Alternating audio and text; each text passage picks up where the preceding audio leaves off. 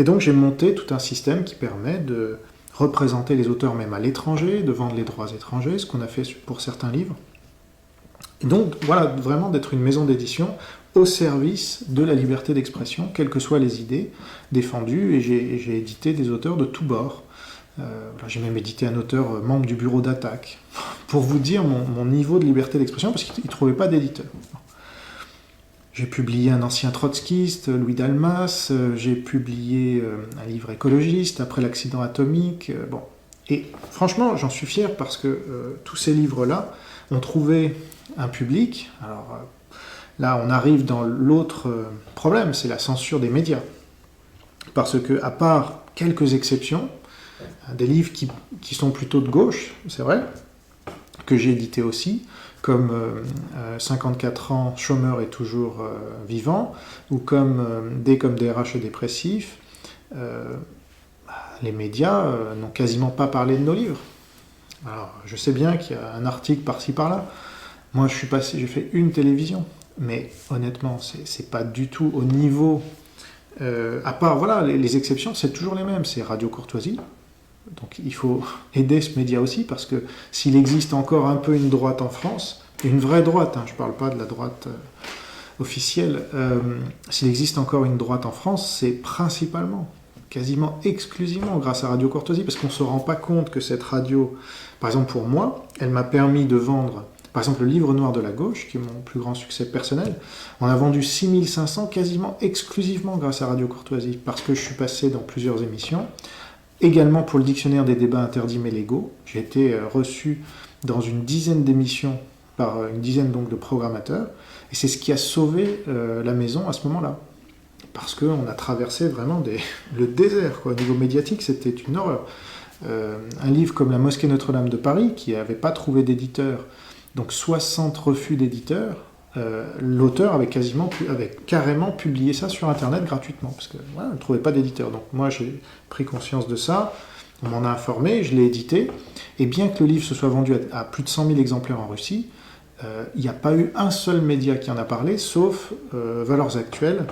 D'ailleurs, c'est à peu près le seul livre dont Valeurs Actuelles a parlé, de toute la maison, alors que tous nos livres, normalement, enfin une grande partie de nos livres, sont de la vraie droite, à commencer par le livre noir de la gauche. Et là, moi, j'ai fait vraiment tout ce que j'ai pu avec le livre noir de la gauche. Donc, grâce à Radio Courtoisie, on en a vendu 6500, ou une grande partie des 6500. Mais dans les librairies, les livres étaient planqués. Les libraires ne le commandaient pas, parce que c'est... Là, je vous renvoie à mon reportage Voyage en pays socialiste.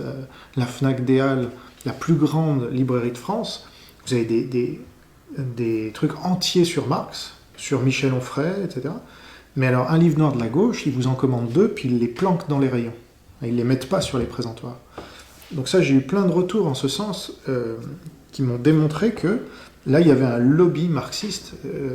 Ceux qui ne l'ont pas vécu comme moi peuvent ricaner aujourd'hui, mais quand on regarde les faits et quand on les vit, vous allez voir que j'ai pu en explorer un peu tous les domaines, et j'en parle avec d'autant plus de connaissance de cause aujourd'hui.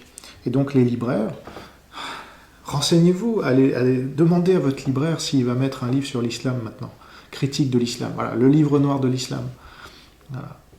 Livre fondamental à mon sens, je ne sais pas, il n'y en a pas d'autres, sur l'histoire de tout ce qui est reproché à l'islam, le premier génocide, le premier mouvement de population dans le monde, dans toute l'histoire de l'humanité, je veux dire, entre l'Inde et le Pakistan, c'est quand même pas rien. La traite arabo-musulmane qui castrait les... Donc même, il y a des arguments antiracistes contre l'islam, c'est évident, des arguments anti-homophobes, parce que l'islam est homophobe, bon, et puis à un niveau, ils pendent les homosexuels quand même, dans beaucoup de pays musulmans, tout ce qui est inégalité homme-femme, donc tout ce qui est tout ce qui devrait être porté haut et fort par notre civilisation, par notre pays qui s'est battu pour ses droits, eh ben non, parce que c'est pas conforme à l'idéologie des marxistes, qui est antiraciste, et donc la plupart des musulmans étant arabes, ça passe très très mal de dire que des arabes peuvent être homophobes, des arabes peuvent être pour la soumission de la femme, des arabes peuvent être pour la violence contre les mécréants, contre les koufars comme ils les appellent, etc. Donc les libraires, ils sont de gauche pour la plupart, et puis ils sont subventionnés. Alors là aussi, c'est une des raisons de nos difficultés, c'est que la plupart des